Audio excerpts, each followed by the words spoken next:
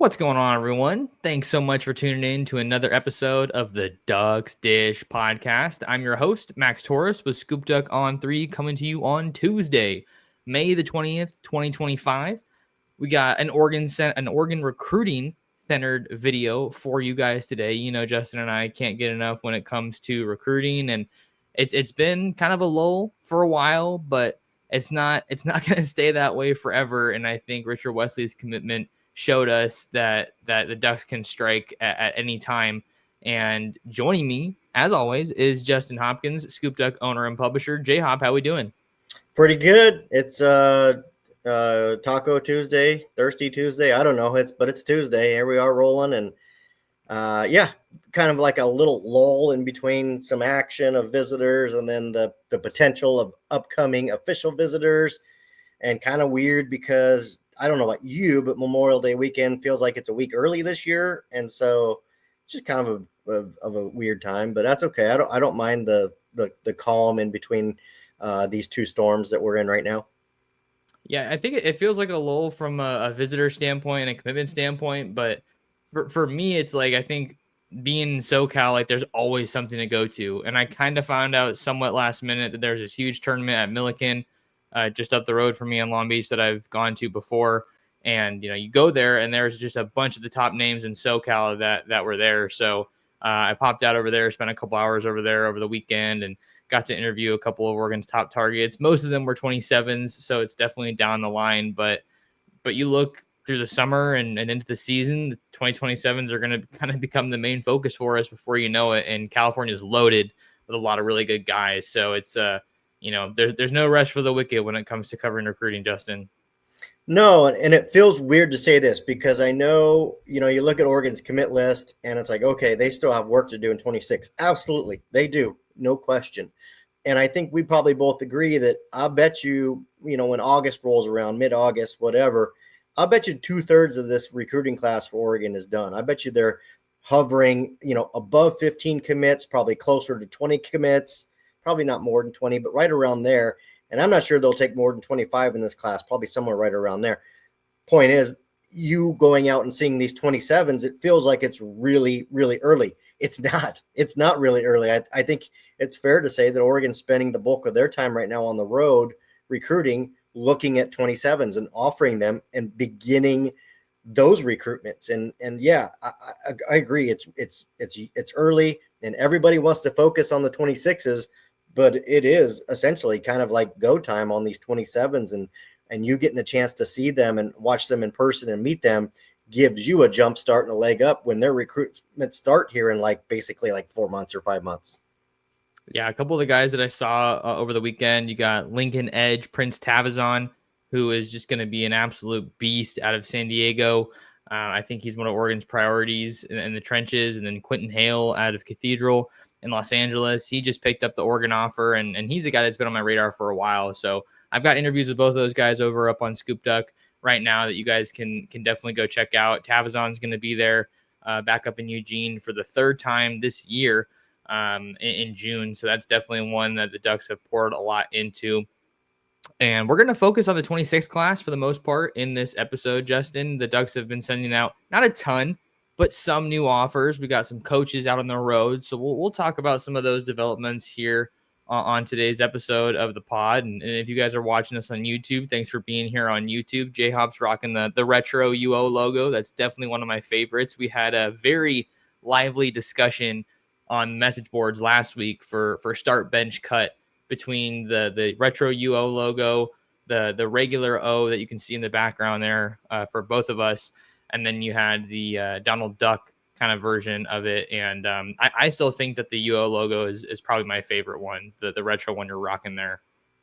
Yeah, it's tough. This one and the duck logo, with the duck coming out of it, those are two legit logos. If I had to pick a favorite between those two, I'd have a really tough time. But I would say by and large on the things I wear, hats or shirts or whatever, I think that this UO logo really pops and stands out a little better than the duck coming out of the O. But both have their place in my heart for sure. No doubt, no doubt. Well, I mean, I know you got tons of great merch from over the years. I got a nice little collection myself, but it's definitely not on your level. So, I guess as I keep going in this biz in this industry, I'll probably add to the collection. But let's talk some recruiting, man. We got some to get into in today's episode. We have a new 26 offer out in the Peach State down in Georgia, 2026 Lithonia, I think is how you say it, or Lithonia, defensive lineman Tico Crittendon. And this is a big one to watch here. You got 6'4", 285 pounds. He's only a 3-star, but he's as coveted a prospect as I'm sure you'll find anywhere in the state, Justin. He's got a top 7 right now. That includes a lot of heavy hitters. You got Auburn, Georgia, Tennessee, Texas, USC, as some of those that are in the mix here. But Oregon got involved earlier this month. Coach B. Mike was out on the road and extended the offer. Of course, we know he's the linebackers coach, but the way this works, you'll have coaches at Oregon offer guys that are outside their position all the time. That's nothing new. But I think this is going to be an interesting offer because you see it comes, of course, after the Ducks missed out or lost Tamohini Tapoi, who flipped to USC. And they already have a couple of guys in the interior with Viliami Moala and Tony Cumberland. But to me, this offer shows that their intent on still trying to add another big body there in the trenches after signing a pretty light haul in 25. So you got some work to do here if you're Oregon, but now the next step is getting him on campus, which it sounds like they're going to be able to do probably some point this summer. Yeah, Tico Tuesday, I guess, if you will, for this one. But yeah, it's like you said, this is one, and we see this not all the time. We see this frequently year in and year out, where really an offer list doesn't really match the ranking.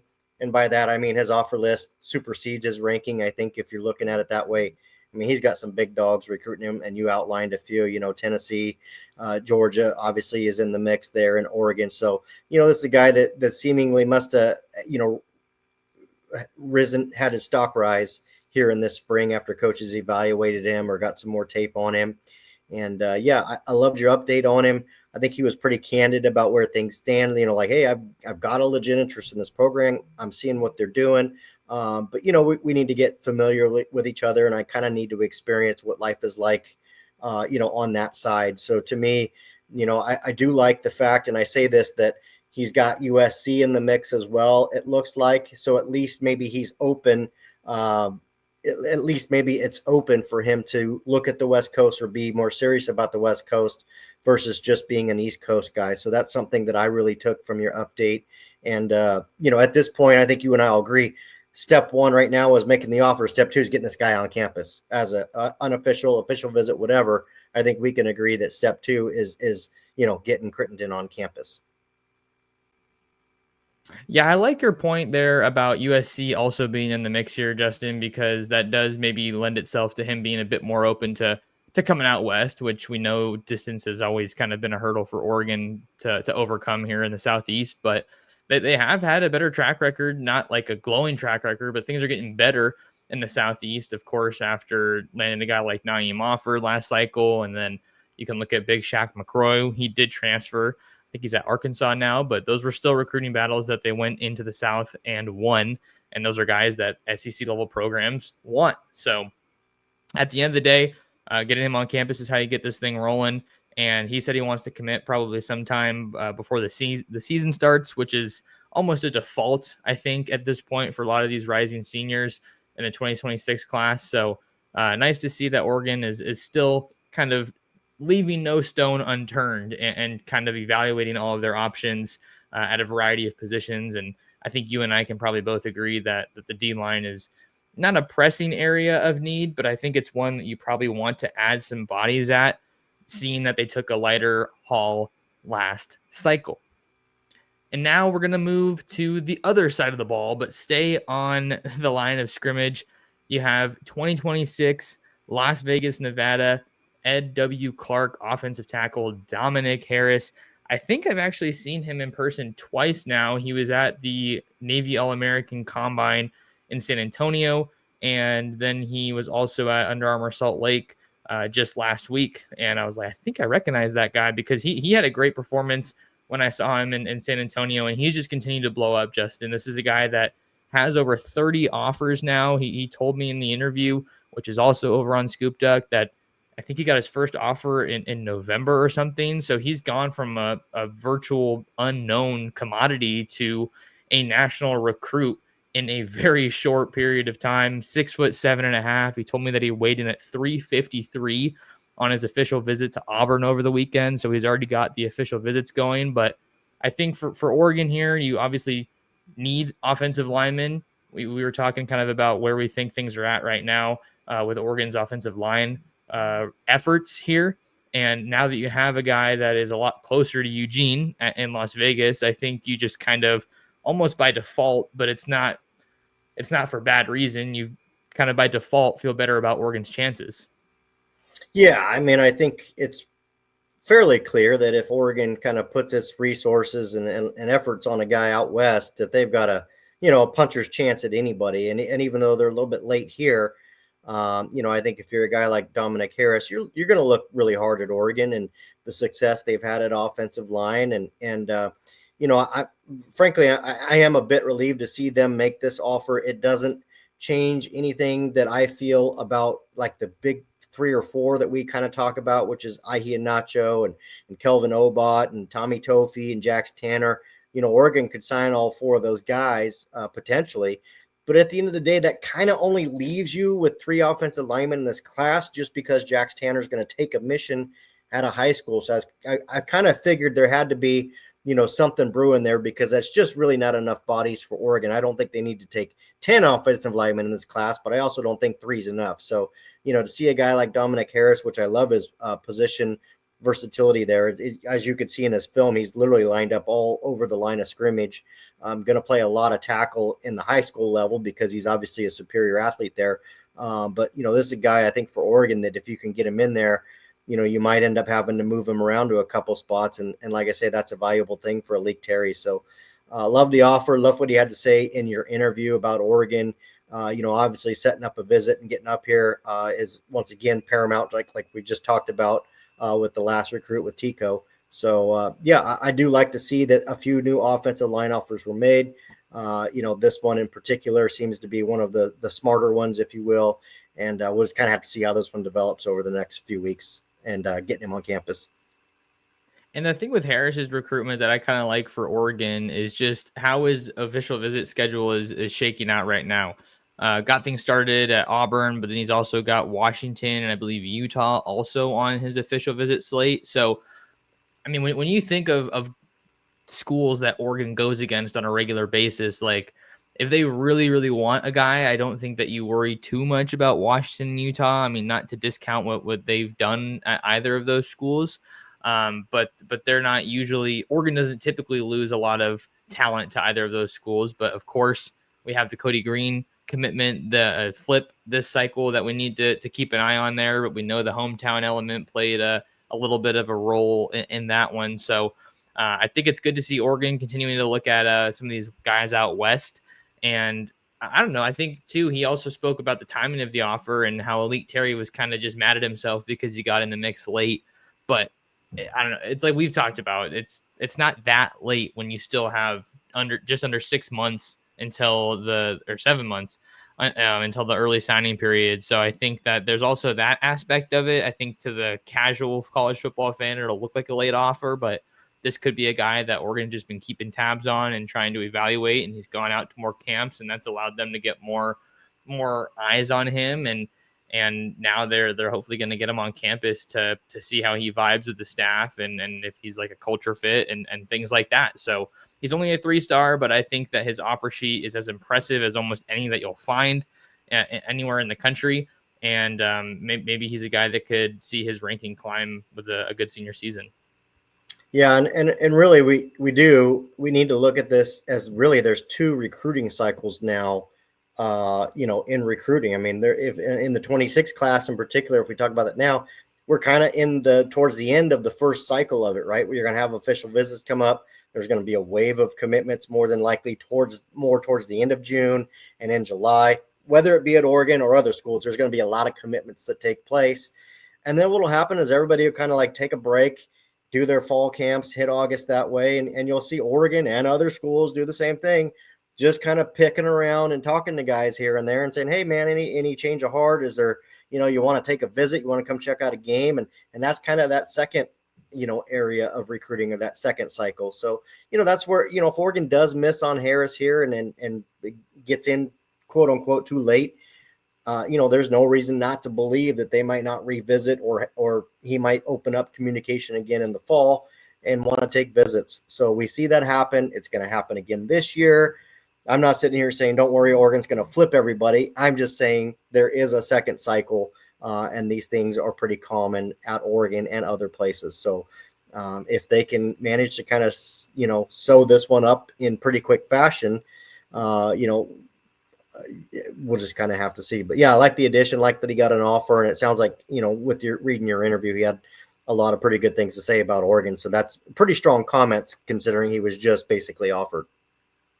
Yeah, so I think that's the other thing too that we have to keep in mind here with Oregon, just compared to some other schools. And I mean, other schools certainly have this, but like it's kind of almost like the school, the brand, the name sells itself. Like if you get an offer from Oregon and you have a lot of other options, I think that you're going to feel, and if you have smart people in your corner, I'd say this about any other school, you would probably have someone saying something to the tone of like, dude, you have this offer, you should at least go check it out, which I know is part of the messaging that Oregon has with recruits, is like, just come and see us, come and spend a weekend with us and just hear us out and see how you feel about Eugene and the culture that they have built in there and the plans, the vision, all those things, like you've heard it a million times. So I think that the Ducks will be able to get Harris on campus before he makes his decision. He says he's in no rush to make a decision, so they have some time with him. There's another guy that they offered on the offensive line, but I haven't gotten an interview with him yet, so I don't want to go super in-depth just yet, but hopefully I'm saying his name right. It's Kaloy Kelly from Farrington High School in Honolulu, Hawaii, and if that name sounds familiar to you, it's probably because it is. That's where the Ducks found Iapani Pancho Laulaulu in the 2023 recruiting class, the team's current starting center. Scheduled to interview him later today, but you know how things go. Sometimes these fall through and then you got to reschedule and all of that. But I did hear from one of my trusted football connections that he is one of the very best linemen out there in Hawaii. We know that the state of Hawaii has been very kind to Oregon in the past. So I'm sure Elite Terry, who coached on the islands not too long before he got back out to Oregon, would love to kind of make some noise in this recruitment as well. Yeah, again, with what we know, I'll revert back to what I said a moment ago about Harris.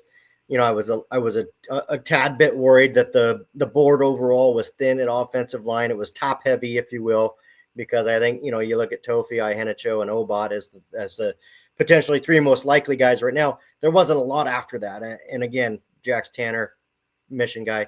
So, another offer where you kind of see, okay, Oregon, I see that, you're aware and out there evaluating some of these guys and trying to, find some more bodies. That was a really violent pancake right there. Anyways, yeah, I watching the film and as we know, Hawaii has been very favorable to Oregon in the past, and love that the Lulu connection is there, the Poncho connection. So looking forward to your interview with him, whether it's today, tomorrow, whenever you get it. I know you will. And kind of seeing what he has to say about the offer from Oregon. And one more quick thing I wanted to get into. This will be our last segment of today's show, Justin. A little bit of a shorter episode. I wrote a story earlier today on ScoopDuck that was kind of fun. I was toying with how I wanted to headline it, but I said that it was the 5 recruits that could really shake things up for Oregon in the 2026 class. And some of it was a combo of some of the guys that were listed on your trending story from a little bit ago.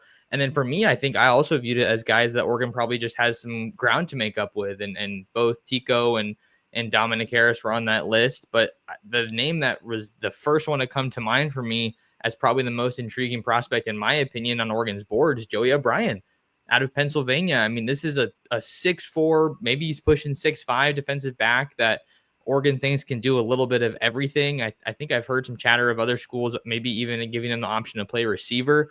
He's been out to Oregon a couple times this past month and some change, and even told Steve Wiltfong that Oregon might be the leader right now after his last visit. And I feel like, a lot of these recruits are impressionable, so you can only put so much weight into that. That's up to you. But for me, Joey OBrien took the cake. I think Oregon's been chasing Penn State and Notre Dame here, but they've really done a good job in making up some ground. Yeah, and I think the key word you used there was impressionable, and I would say Joey O'Brien falls under that umbrella. He's a bit impressionable, so I think coming out of a recent visit to Penn State might have put them back on top again, leaning into that impressionable, sort of, which is fine. I mean, like I'm looking at this one and looking at the Brandon Finney recruitment all over again. It was back and forth with Oregon and Penn State, kind of the whole way. And, whoever got that last visit, or whatever made the last spiel kind of won out. So really, really similar to here with Joey O'Brien. Looks like Oregon and Penn State going head to head. And, him being a little bit impressionable. I think these visits and who's getting them last and all that stuff's going to be super important. So, but like you said, rangy prospect guy that's 6'4", 6'5", very fluid, just going to be an absolute ball hawk deep in the secondary, the kind of guy you want back there because he can cover a lot of ground, not only with his legs, but with his arms too. So that's kind of that length I think we've been looking for, and Oregon's probably been looking for too, to have deep in the secondary. This is definitely one to watch, and I agree with you. This is one that, should Oregon be on the right side of, would really, just really kind of push things the right direction for Oregon. So you guys can read that story over at ScoopDuck.com. I believe we still have the $1 sign up to get you guys a week of access. So we want you there. We want you talking Duck football, Duck recruiting with us, and engaging with thousands of other Duck fans on our message board. The very last point I'll just kind of end this with, I think Oregon's really put an increased emphasis, or at least effort, in the Northeast, not an area that they have typically recruited incredibly well. And when I say that, I just mean landing commitments from guys that they offer. But I just thought about this on the fly. Maybe I'll have to do a story. It's just like comparing Oregon's efforts in Florida to their efforts in the Northeast. I think that when you go in the Northeast, you're looking maybe for some more gems versus like in Florida, you just have dude on dude. Like there's just so many guys out there that are just ballers. But there's definitely some talent up there in the Northwest, and I'm going to be excited to see how the Ducks can fare moving forward. Yeah, it's kind of one of those things where, you want to start breaking into Texas. Well, you got to go get some of those big dogs. And, Oregon gets out there with DeCorey and Moore last year. Obviously looking again this year with some Texas guys. But, I mean, a couple of years ago, Ife Obadegwu, obviously they've added more since. And Joey O'Brien's one of like 5 guys from the DMV area, that Northeast area that Oregon's recruiting.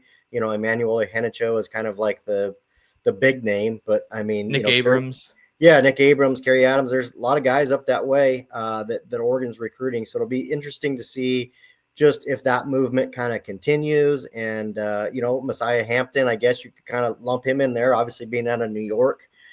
So there could be, I don't know, it just could be a movement. And really, if you're going to go and start getting guys like that, there's really not much of a better way than bringing several in a class and just getting them together and saying, hey, look, these other guys are from the same areas from you. They understand it. They're going to have a lot of the same,